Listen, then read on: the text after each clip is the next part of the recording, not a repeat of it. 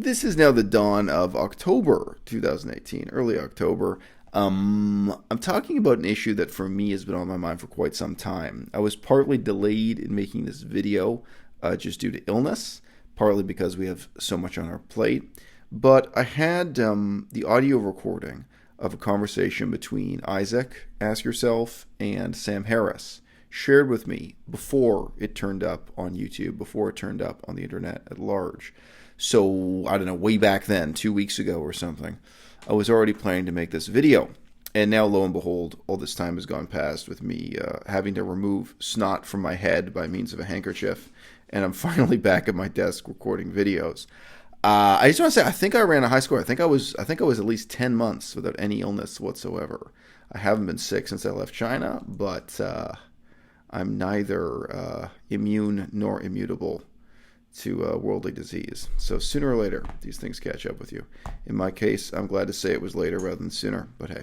So part of the argument between Sam Harris and Isaac revolved around this concept of life itself being a net positive.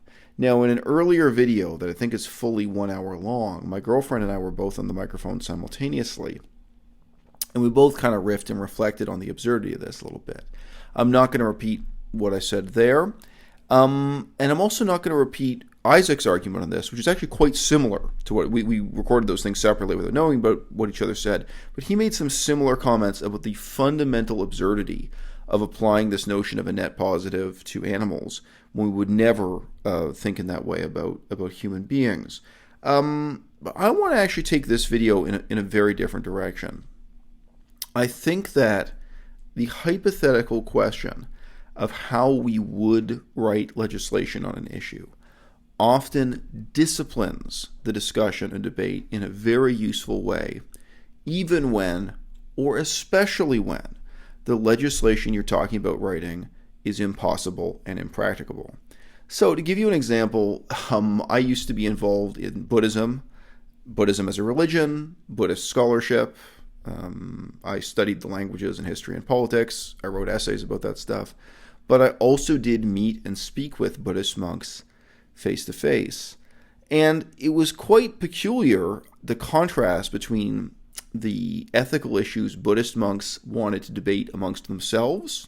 Buddhist monks and Buddhist scholars, say, the kind of people who were supposed to be kind of in the know, kind of in this separate elite world, in contrast to what Buddhist lay people were interested in, the parishioners, if you like. So, the parishioners would have one set of kind of ethical questions and demands, and then when you were in the more rarefied and secluded setting, you got to see by contrast what it was Buddhist monks were talking about. So some of this stuff has come up on the video before. Like, you actually got a lot of questions about living with wild animals in the jungle. Many of the Buddhist monks prided themselves on going out and living in a cave in the middle of the jungle. And then when you live in the cave, guess what? There are pythons and bears. So, some of that was quite interesting. For me, unexpected. Like, you sit down and have this conversation with people. I'm doing all this research on history and languages and politics. I don't think I'm going to hear a monologue about the difficulty of handling, pythons and bears coming into your cave in the middle of the jungle. You just got some interesting anecdotes and perspective on life. But I mean, very often there'd be detailed, in-depth discussions about the ethically correct thing to do when a parishioner asked your advice about medical treatment for an elderly relative. So, you'd have multiple Buddhist monks in the room with some Buddhist scholars, and they'd want to be talking about people being taken off life support, people being given this medication or that medication, and so on. And believe it or not, this concern does go back, approximately 2,500 years in the ancient Pali Canon. We do have discussions about the ethics and morality and limits to what sort of advice Buddhist monks should and shouldn't give. And also, just from a real-world pragmatic point of view, these monks were having to say for themselves, at least in this private situation, they don't feel they have any of the medical expertise necessary to give that kind of advice. But I remember one discussion that came up repeatedly. At that time, the internet was a little bit more of a new thing than it is today, was the relationship between Buddhist ethics and piracy. Here meaning software piracy and intellectual property rights. And it was quite peculiar from my perspective that the Buddhist monks occupied a variety of extreme contrasting positions on this. Some took the view that intellectual property doesn't exist, that it is not theft to make a copy of a book that doesn't steal the original book. So whether that's like a photocopy or via the internet that you're producing multiple copies of the same thing, that nothing's being stolen, nothing's being subtracted, etc. And then on the other side of the debate, you could get monks who would put their finger down on the actual ancient writ of scripture and say, no, no, no. In the original Pali, in the ancient language, it doesn't say anything about stealing. It's forbidding you to take what is not given, and looking at questions of intellectual property and what have you in this lens. Now, this whole conversation is suddenly disciplined and brought into focus and made productive, and we avoid wasting a lot of time when we just refer it to a question of legislation. Now, in some cases, that can be done insincerely. You can kind of shut down a productive and worthwhile conversation. But I think in many cases, whether this is done cynically or sincerely, it's really useful to refer the principle being proposed to hypothetical legislation to highlight the extent to which this discourse has gotten detached from reality. So, you have a bunch of Buddhist monks who are capable of debating this topic ad infinitum. Like the relative merits of property law and the interpretation of ancient scripture in the internet era as applied to, mostly the books they were interested in pirating were, ancient Buddhist scriptures, kind of bizarre situation. Buddhist monks downloading copies of, 2,000-year-old text that they can't get a hold of, on paper at a library or what have you. Interesting situation. Say, look, do you really think there's a rule here that could be applied to other people prescriptively? Do you really think this could possibly be legislated? And then all of a sudden, what may seem like erudite points being scored in this debate suddenly seem quite ridiculous.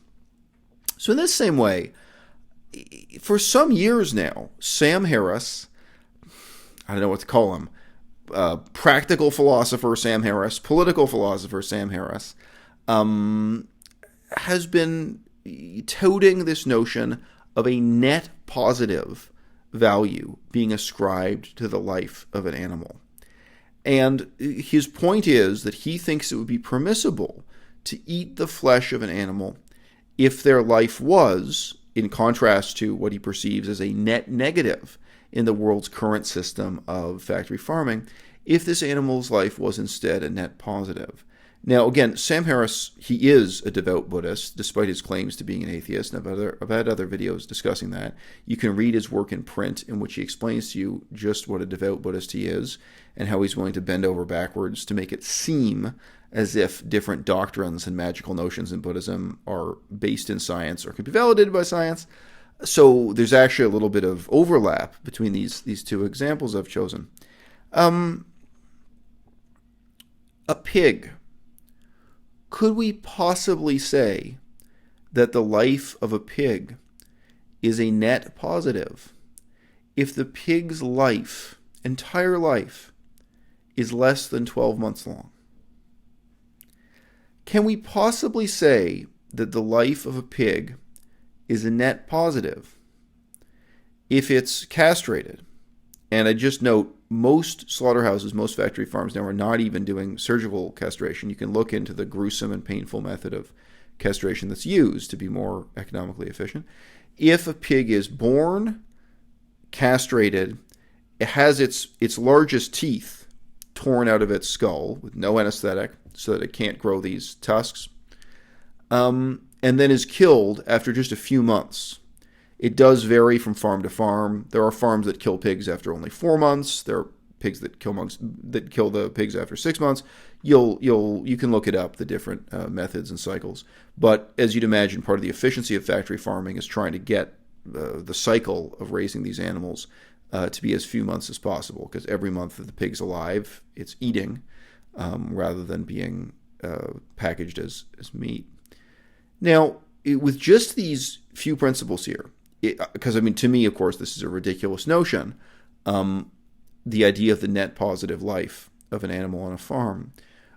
But by pressing forward and saying, could we actually produce a set of criteria that could be legislated? So, I mean, same kind of question with intellectual property laws. If you're saying there's some kind of general principle here about not copying a book digitally, in this case, you're talking about a book that's in the public domain, a 2,000-year-old book or something. What is that principle? How would it be legislated? How would it be specified in law? How would that law be enforced?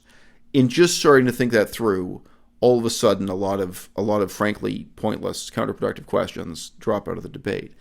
In the same way, it very rapidly becomes clear that the for-profit farming of hogs, the profitable farming of pigs, would completely cease to exist with just these few legal stipulations.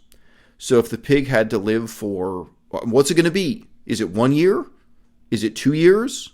Is it 3 years? How short can a pig's life be in captivity and still be calculated as a net positive?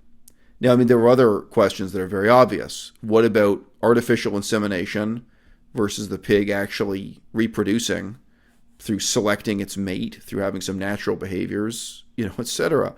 You can come up with a checklist. I mean, it's a completely surreal exercise. But my point is exactly to highlight how surreal that inevitably must be. So I say, the question of legislation for me, I also want to say this. It was quite striking to me that in a recent video,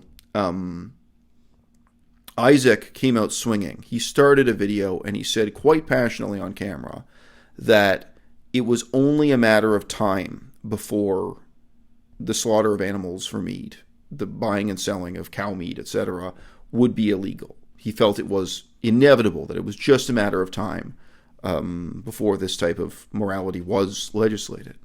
And, I mean, he had a very sincere, passionate tone in his voice, and I was just surprised to hear that.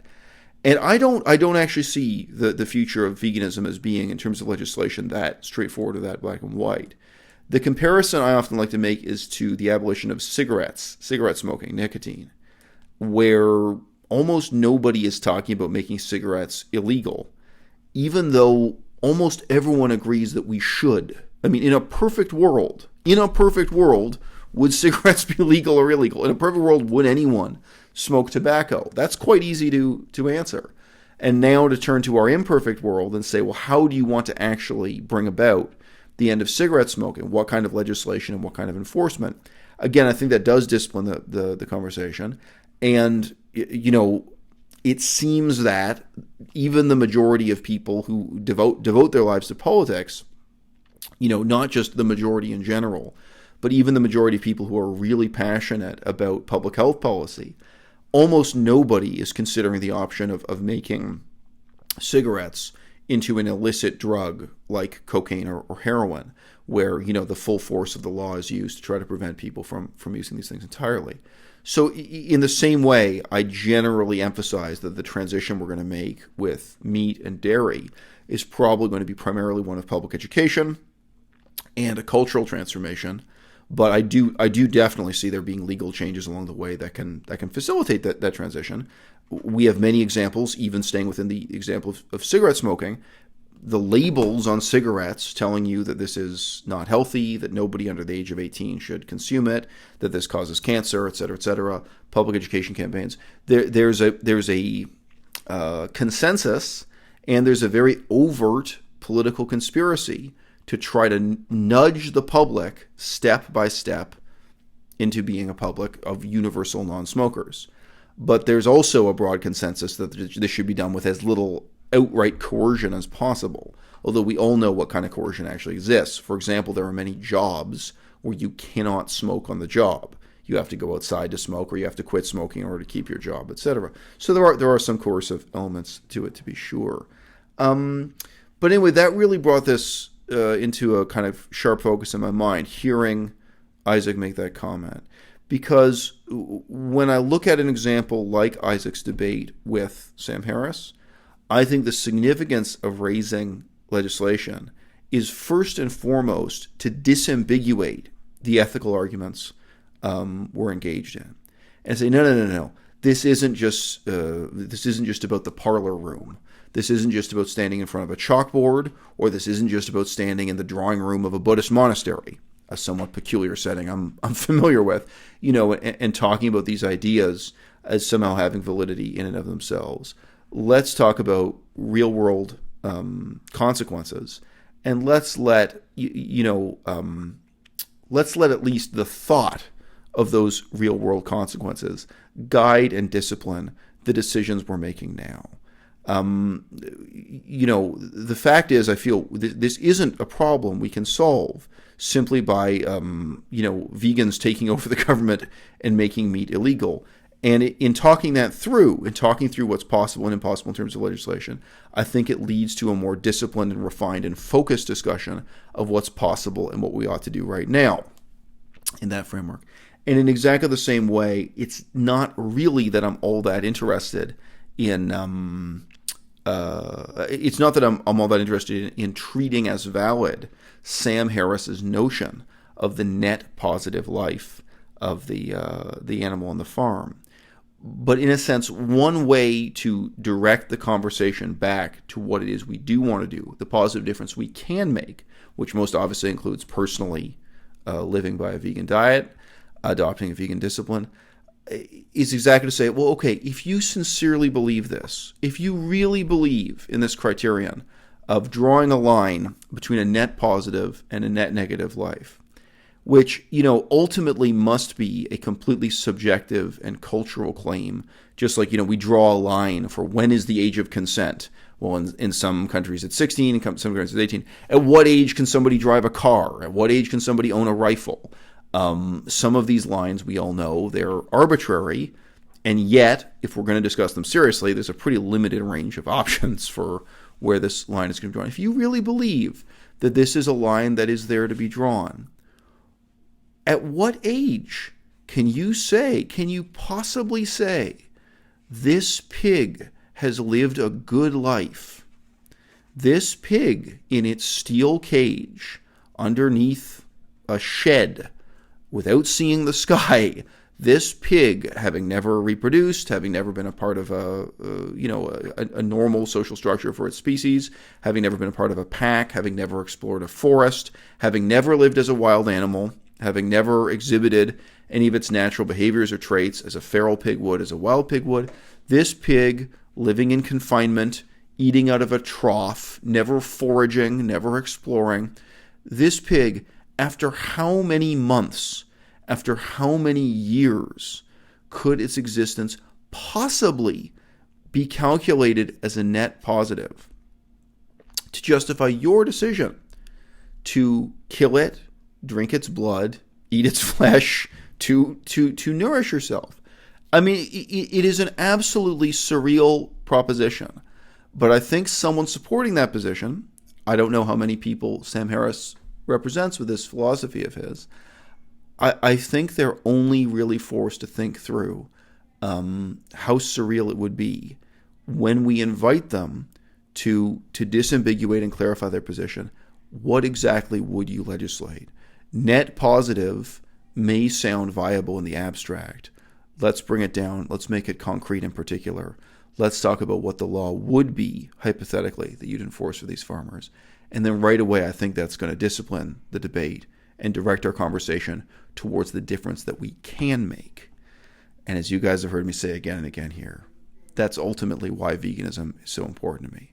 Because as powerless and isolated as we may be, as lacking in leadership, lobbyists, and organizations as we may be, veganism is the difference we can make here and now.